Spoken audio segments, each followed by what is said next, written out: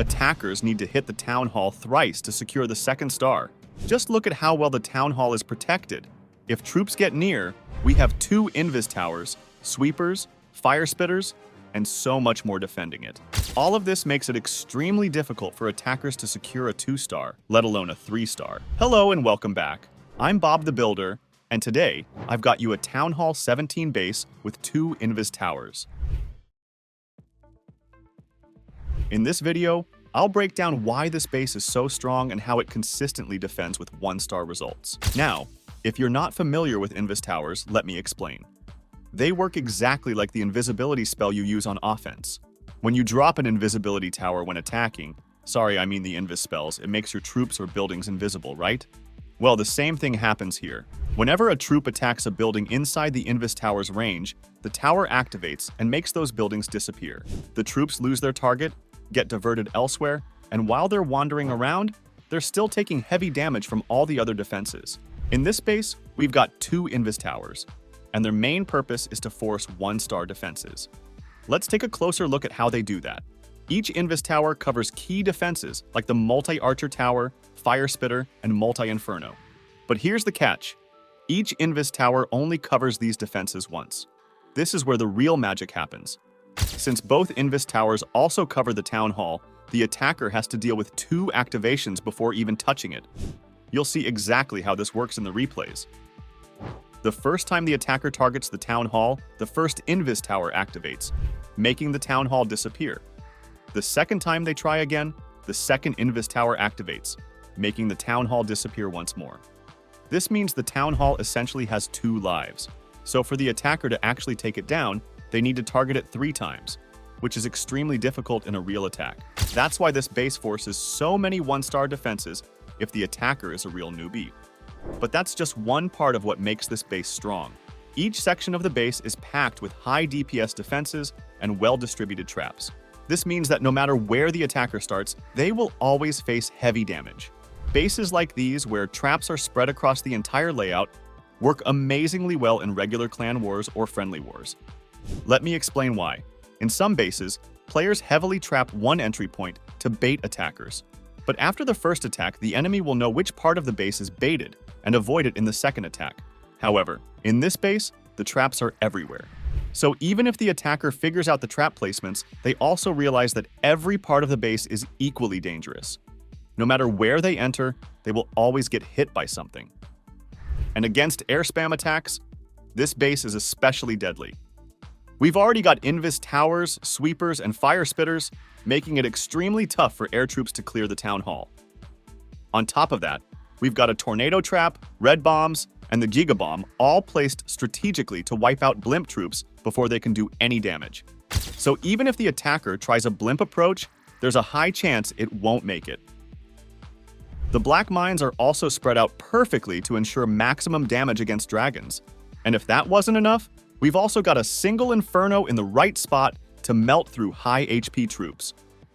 This single inferno is also a huge problem for heroes and tanky ground troops. Since we've got high HP buildings, Teslas, the defensive king, and skeleton traps nearby, attackers will struggle as it gives more time for the single inferno to kill the troops. Now, if you look at the outer defenses, you'll notice that they don't provide much fireball value. That means fireball-based armies will have a hard time gaining any meaningful advantage. And lastly, we've placed all the heroes and ground bows close to the outer sections of the base. This is super effective at countering Flame Flinger attacks, because the Flame Flinger won't be able to get much value at all. With all these high DPS defenses on the outside, troops will be under pressure from the moment they are deployed, making this base extremely tough to crack. I hope you now have a solid understanding of how this base works. Now let's move on to the defense replays and see this base in action. First up, we have a dragon spam attack. The siege barracks and heroes set the funnel on the top and left side, guiding the dragons into the core.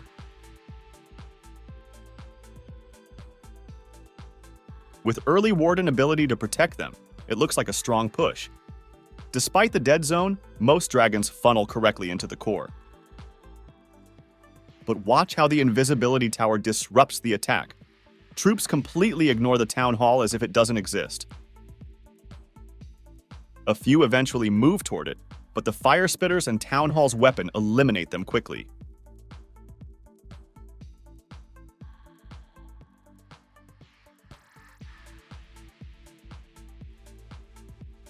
The back end is too strong, and the king alone can't finish the job, resulting in a 1-star attack.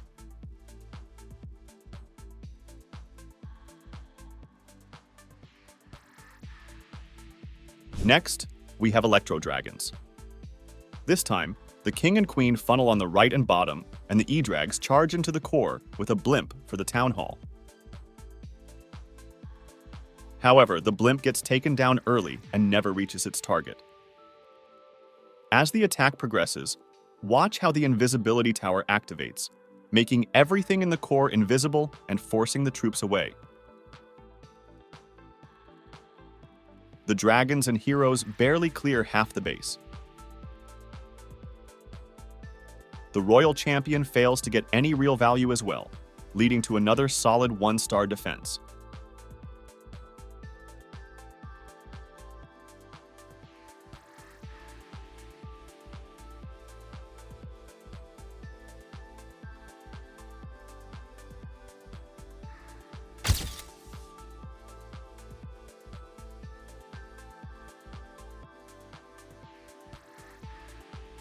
For the third replay, we have super archers and root riders. The attacker tries to take the town hall with a blimp, but traps pop it early. Since the attacker delays the invisibility spell, the town hall weapon eliminates the super archers before they can do anything.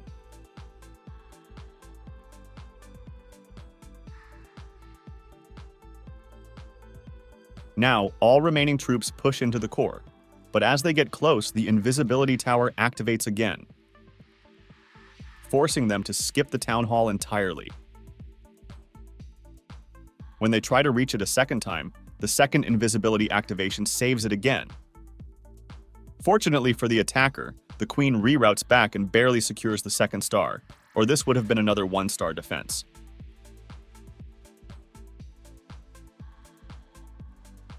Now, for the Fireball Super Witches. The Warden starts from the right side, and the Fireball gets great value, setting up a solid funnel.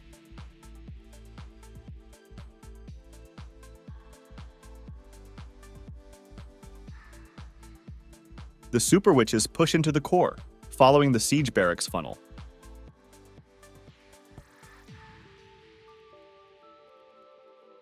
But just before they reach the core, the invisibility tower activates again, redirecting the troops away from the town hall.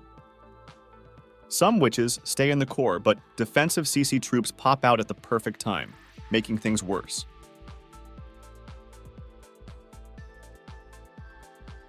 The attacker tries again, but the invisibility tower triggers a second time, forcing them away once more.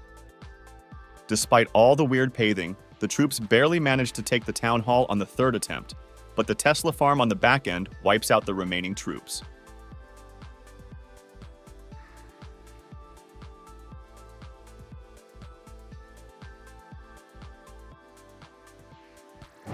Finally, we have Warden Charge and Rocket Loons. This time, the Fireball gets solid value, setting up a clean funnel. The heroes push into the core, but before they even reach the town hall, most of them are already dead.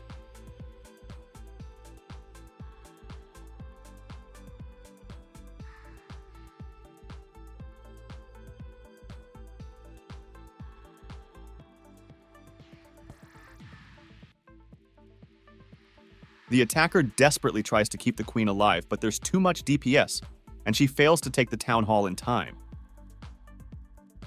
This secures us another easy 1-star defense. Just look at this. 5 defenses, and 3 were 1-stars. That's the power of this double invisibility tower town hall 17 base. If you want OP defenses like this, copy the base link from the description. Like and subscribe if you found this helpful, and I'll see you in the next one.